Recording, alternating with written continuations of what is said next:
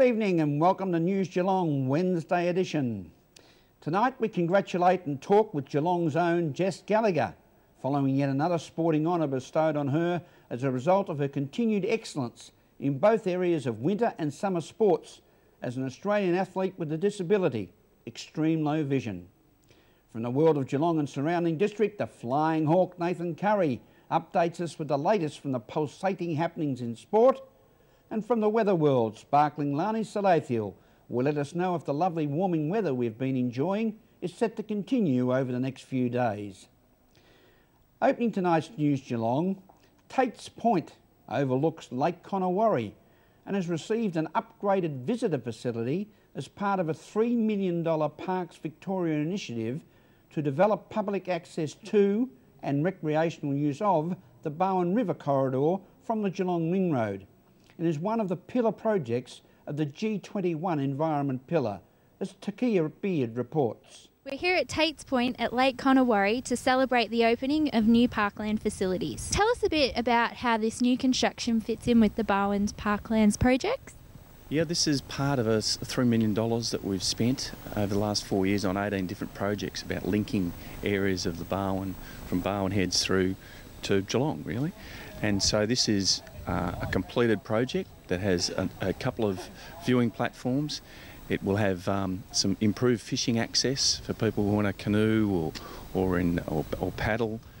It is for all types of recreational pursuit, whether you just want a short walk or like today, like a magnificent day today, come here for a picnic with the family, and you might want to do a short walk, do some bird watching or throw a line in. So it's something that adds to the recreational attributes to the Ballarat, and I suspect that 95% of Geelong people would not know it's here, and I think a day like today really does advertise it as open for business. That's great. So how important are these sorts of improvements to the community? Significant, and it's significant on a number of fronts because it's a real partnership. And we think in the state government we do partnerships very well, and Parks Vic have led this.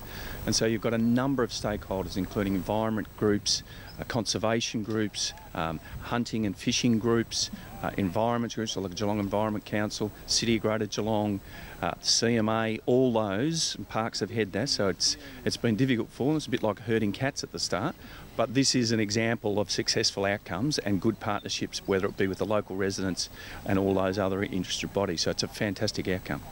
So where did the idea to create this sort of partnership come from? It came from an election commitment from the Bracks government in 2006. So when did this project start? We've been working on it over the past year or so, but the planning process around Bowen River Parklands has been going on for a couple of years. So what do the developments entail? What has been done here? The developments here, this actually becomes an absolutely key visitor node. Local people knew about it, but it wasn't a site that was well loved or well developed. But you can see from the facilities, it's really now a fantastic site, fantastic for viewing, fantastic for walking around here, great for launching small craft, watercraft, that can take advantage of just the wonderful place that Lake Connewarre is. So what are those facilities? Just here we've got 2 viewing platforms, we've got walking tracks, we've got some seating areas, we've got an information board, and then perhaps really importantly is sort of really good access for small craft to the waterway. Okay, so tell us a bit about where we are in the river. We're midway on the Lake Connewarre State Game Reserve.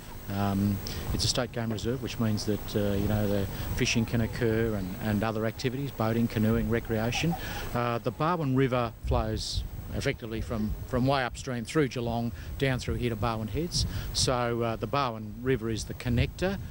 This Lake Connewarre is effectively the lake at the bottom of the river prior to entering the ocean. Takia Beard at Tate's Point, News Geelong. Thank you, Takia.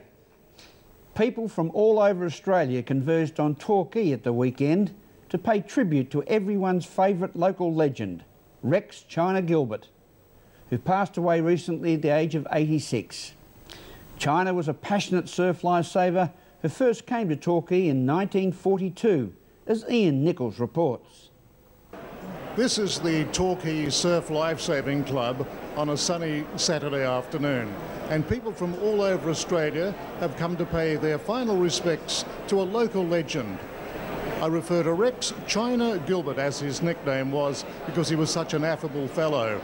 And as I said, people from the surfing fraternity, as well as Torquay residents who've known this man for more than 60 years, have turned out today. The Master of Ceremonies for today's special event is Leon Wiegard, who tells us something about the legend. Well, virtually a lifetime friend and Master of Ceremonies at this special occasion is Leon Wiegard. When did it all start between you and China? Well, that goes back, funnily enough, before I knew him at the surf club.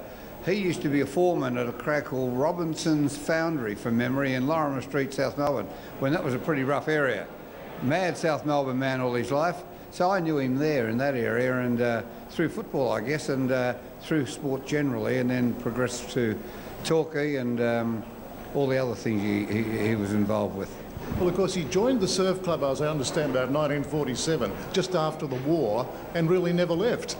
Well, in those days there were very few. This was really a village, and I used to joke that he was here before the waves, and China was a real building block for this organisation, this Torquay Surf Club, and for surfing generally. I was just talking to Brian Singer, one of the founders of Rip Curl, and he remembers the days that the surfers and the swimmers, and there was a distinction there, really didn't get on all that well, and it was China really that sort of welded that together, and you see today they all live happily.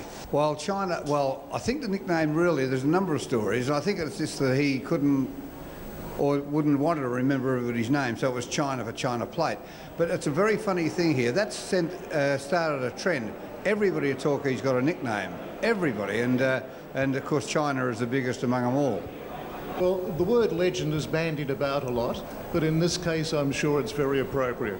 Well, it's a funny thing about legend. He wasn't a legend because of his prowess, or even though he was Victorian longboard champion. It was just that he got on with people. Now, I think that's a great accolade for any group of people to be able to say, we have a legend that really didn't do that much if you try to boil it down.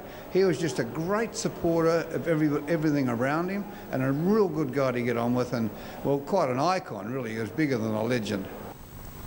Thank you very much, Ian. Yes, Gilbert Street, Torquay will still be there, and we will all miss China's big smile and high fives. News Geelong is your program as we go to a break and return with more news after this.